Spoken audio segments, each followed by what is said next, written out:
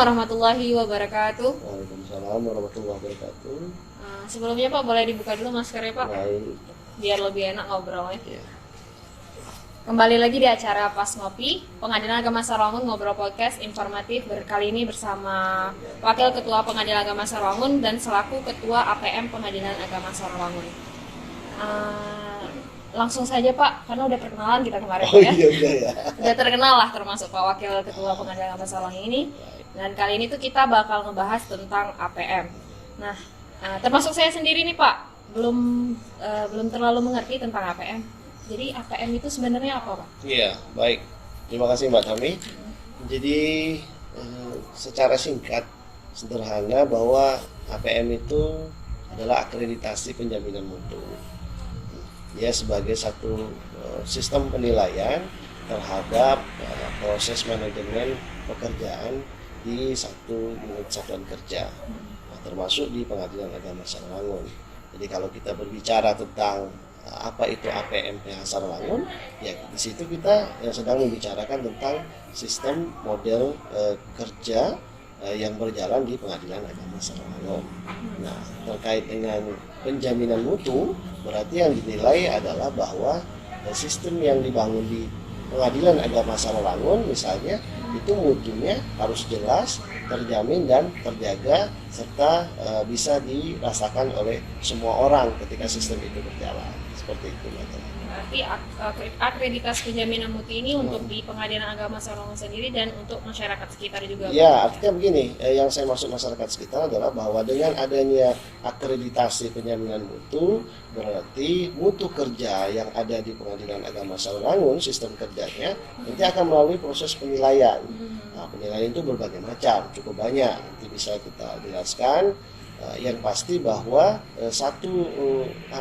penjaminan mutu kerja yang ada di Pengadilan Agama Sarolangun itu harus terjamin. Nah, itu seperti itu. Berarti mulainya ada APM ini di Sarolangun dari awal berdirinya Pengadilan Agama Sarolangun atau dari kapan? Oh, enggak. Kalau dulu kita mengenal ada yang namanya ISO awalnya. ISO. Tapi kan ISO itu hanya bagian kecil saja dari satu penilaian, satu sistem dokumen kerja yang ada di satu unit kerja. Nah, lalu setelah itu mulailah digalakkan namanya SAPM. Nah, SAPM lalu kemudian berubah lagi menjadi APM. APM ini lebih tepatnya, seingat saya jika tidak salah, adalah pada tahun 2018 seperti itu. Nah, jadi di situ kerjanya pada awalnya sebenarnya ini bukan satu hal yang susah dibilang sebenarnya, asalkan memang ketika kita bekerja itu ada standar kejelasan, ada standar kejelasan dalam kerja sehingga menghasilkan mutu kerja yang baik. Nah, disitulah sebenarnya nilai titik tekannya APM itu.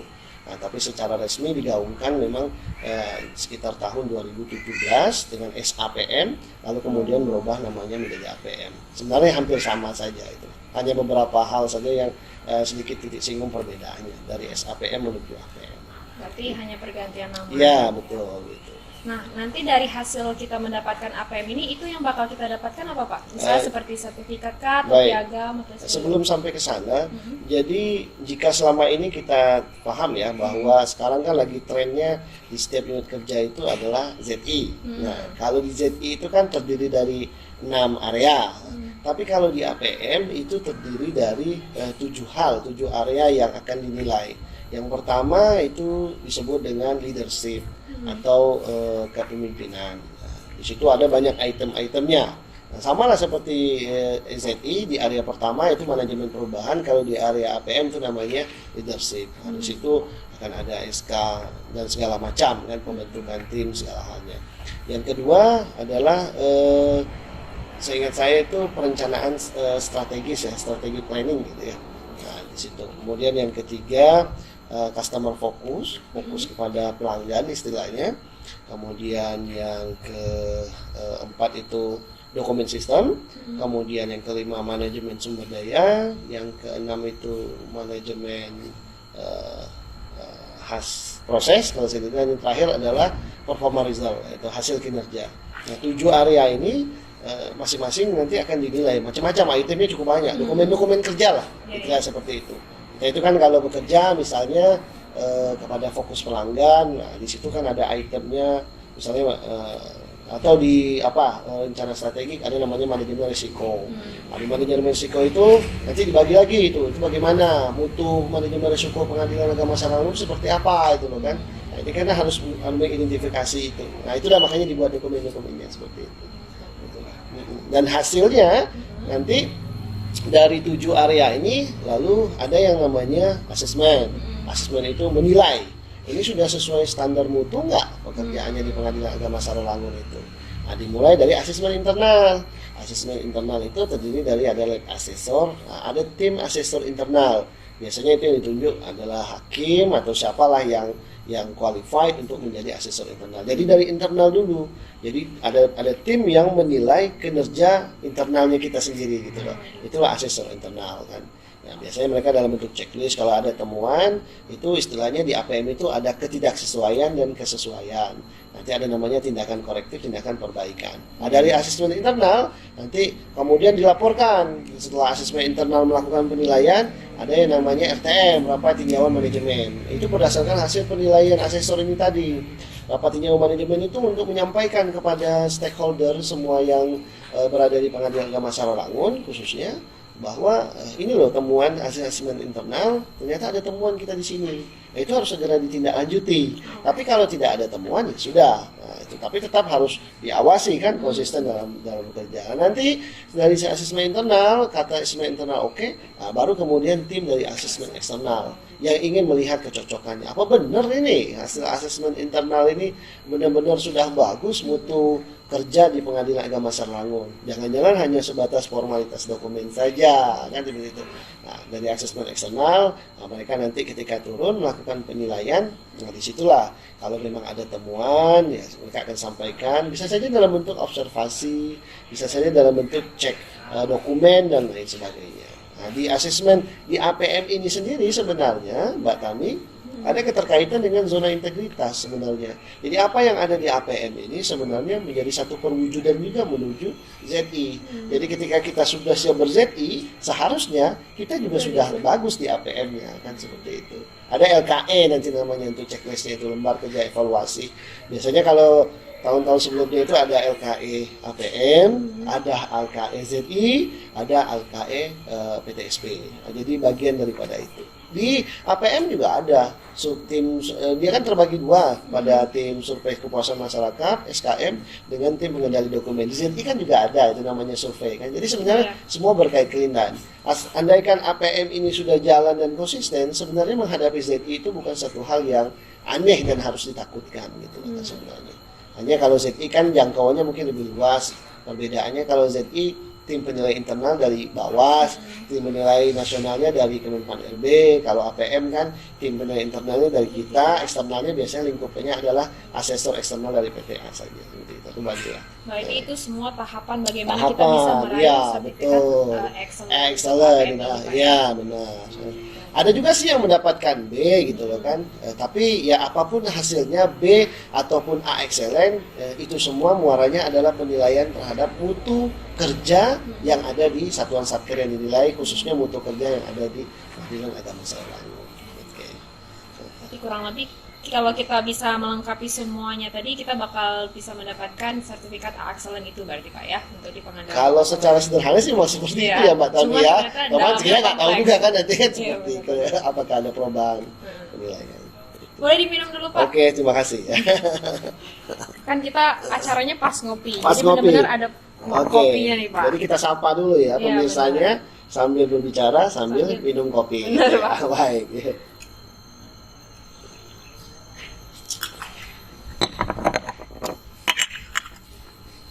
Lanjut lagi nih Pak. Iya. Terus ketika APM ini udah terlaksana, itu ada nggak sih Pak dampaknya tersendiri terhadap pelayanan di Pengadilan Agama Sarawangun? Iya, terima kasih Mbak Tami. Kalau dampak pasti ada ya.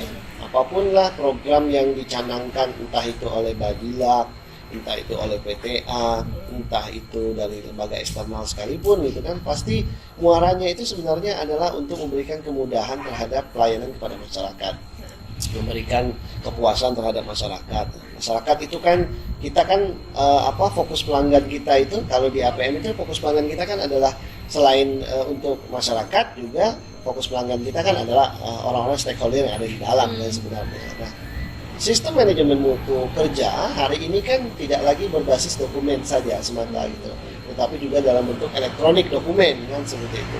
Muaranya adalah memangkas rantai birokrasi yang mungkin selama ini bertele-tele dan menyusahkan ketika masyarakat ingin mendapatkan atau ingin mencari satu hal, semisal informasi, contohnya di pengadilan. Nah, maka kemudian dengan adanya APM ini sendiri, ya agar sistem kerja itu berjalan otomatis saja gitu loh, tidak saling tumpang tindih. Dulu misalnya, dulu ya sebelum ada APM ini untuk urusan kertas saja. Nah, itu kan antara kepaniteraan kalau kita di pengadilan dengan sekretariatan kan, ketika kertas habis kemana mintanya ini misalnya seperti itu. Yang umum, wah itu bagian kepaniteraan. Yang kemudian bilang, loh itu tugasnya umum gitu. Nah, dengan ada sistem APM ini kan kita bekerja berdasarkan SOP, standar operasional prosedur. Makanya sejak APM maka SOP kepaniteraan dan SOP kesekretariatan itu sudah terpisah, tidak lagi bercampur aduk gitu loh kan. Jadi pada saat terjadi satu hal atau ada satu pekerjaan, semua bisa melihat, oh ini bagian kepaniteraan, oh ini bagian kesekretariatan. Meskipun bukan berarti kedua bagian ini tidak saling mendukung, tetap pasti akan saling mendukung, bersinergi, gitu kan? Tapi namanya sinergi itu kan muaranya adalah bahwa ada otomatisasi sistem gitu loh. Sistem itu berjalan, orang boleh berganti, pimpinan boleh berganti, tetapi sistem tidak mungkin berganti kan seperti itu. Kalau memang sudah bagus, dia akan terus berjalan. Siapapun personnya, seperti itulah sistemnya. Jadi kalau imbasnya kepada masyarakat, menurut saya dengan adanya APM ini secara tidak langsung memberi kemudahan kepada masyarakat, memberikan kepuasan kepada masyarakat ketika mereka datang ke pengadilan agama masyarakat. Mempermudah lah ini. Iya, ya. itu oke. Nah, dalam implementasi APM sendiri itu ada kendala-kendala tersendiri tidak selama di pengadilan agama Sawangun terutama? Kalau dijabarkan kendala pasti banyak ya Mbak Tami ya. Makanya kemudian ada di APM itu namanya manajemen risiko. Nah, tapi kan sekecil apapun manajemen risiko, namanya risiko kadang-kadang kan adalah satu bentuk hal insidentil yang kadang-kadang tidak terprediksi. Misal begini. Di satu satker saya ingat itu, di satker di Pulau Jawa gitu loh kan gitu. Jadi mereka sudah berhasil sih meraih ZI atau WBK, dan pasti mereka sudah memikirkan identifikasi resiko terhadap satkernya. Tapi ternyata ketika musim banjir ternyata kantornya kebanjiran gitu loh kan ya. Ini kan tentu patut dipertanyakan manajemen risikonya seperti apa gitu kan. Meskipun saya yakin bahwa satker tersebut sudah berusaha untuk mengidentifikasi risiko-risiko yang terjadi itu kan. Imbasnya apa? Kan kenanya kepada pelayanan masyarakat juga. Tapi kan itulah namanya risiko itu kan kadang-kadang sifatnya insidental saya bilang. Siapa sih yang mau kebanjiran jadi kan? Namanya hujan itu kan berkah dari atas. Tapi itu tetap harus dipikirkan. Yang kedua misalnya ketika sedang bekerja gitu, biar lampu mati, jaringan internet putus, sementara kita sedang ingin bekerja dengan menggunakan sistem. Nah itu identifikasi risikonya seperti apa? Tentu harus menyediakan genset misalnya. Tapi kan tidak semua satker bisa memberi genset karena terkait dengan politik anggaran kan seperti itu. Tetapi itu tetap harus dipikirkan. Kalau sambil menunggu anggaran turun tidak terbeli genset ya susah juga kan itu kan. Yang penting itu tugas kita adalah sebagai abdi negara dengan menggunakan standar APM itu kita memberikan kepuasan dan kemudahan masyarakat. Tugas kita adalah melayani masyarakat itu. Jadi bukan lagi terbalik, bukan masyarakat yang minta melayani kita, tapi kita lah yang melayani masyarakat dengan standar. Berarti sesuai dengan slogan yang Pengadilan Agama Sawangun ya Pak? Iya, sip. Itu kan sistematis, integritas, profesional. Ini udah hampir semuanya nih Pak, udah saya tanya. Kurang lebih saya jadi tahu tentang apa ini aktivitas penjaminan mutu.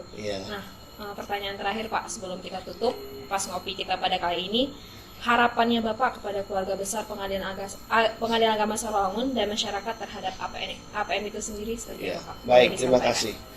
Jadi pertama harapan saya bahwa APM, ZI atau apapun program kerja yang sudah dicanangkan itu semua tujuannya adalah untuk satu, meningkatkan profesionalitas kerja. Yang kedua, menciptakan satuan kerja yang benar-benar bisa dipercaya oleh masyarakat, dan yang paling pokok adalah memberi kemudahan kepada masyarakat. Kaitannya dengan hal tersebut maka tentu kepada pelanggan ya kan, karena customer fokus kita itu pelanggannya ada masyarakat PA Sawangun yang terkait dengan keperkaraan gitu kan, maka lihatlah ini wajah PA Sawangun itu sudah berubah gitu loh kan. Bukan lagi PA Sarolangun di era yang pada waktu awal berdirinya, itu berbeda gitu loh kan.